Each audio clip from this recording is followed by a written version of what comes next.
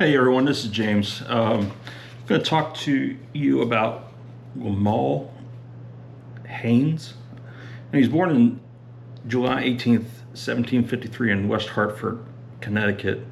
Sadly, we know little about his parents, other than his father was black and his mother was white, making him what they would call a mulatto.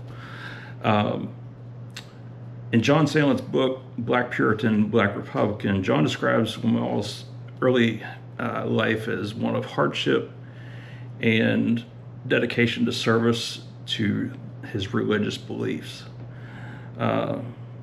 Before Lamal's first birthday, his parents put him into servitude under the care of David Rose until his 21st birthday.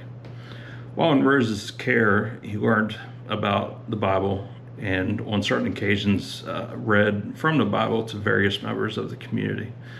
This is important because, back in those days, particularly in the South, blacks couldn't read, they're not supposed to write, they're not supposed to learn any of that. But here in New England, it's offered and allowed. So at the age of 21, Lamal joins the militia under the command of Captain Lebbeus, Lebbeus Ball, in 1774. Although he was required to serve in the militia, he wasn't allowed to participate in any training. So he was still required to go to the formal functions and be able to be called out for an emergency, and which happened in April 20th, 1775, around the time of the Battle of Lexington and Concord.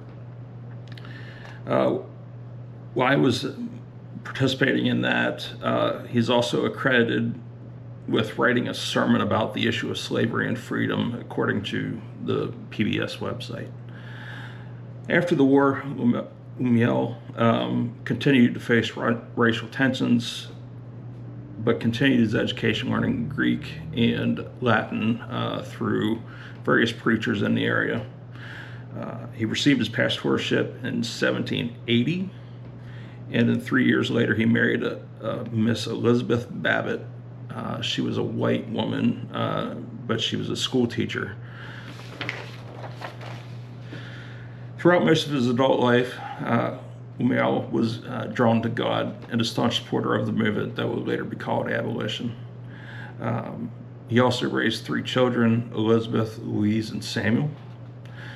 Sadly, Reverend Haynes died on September 28th, 1833 in Washington County, New York. Located within the Burlington Weekly Free Press, dated November 1st, 1833, the paper wrote extensively about his religious beliefs and his contributions to his religious faith. And he is quoted to have said, "I love my wife, I love my children, but I love my Savior more than all." And according to Find a Grave, Lamal is buried in the Lee Oatman Cemetery, located on Route 149 in South Granville, New York. So that's the gist of his life, and I hope you guys have a great week.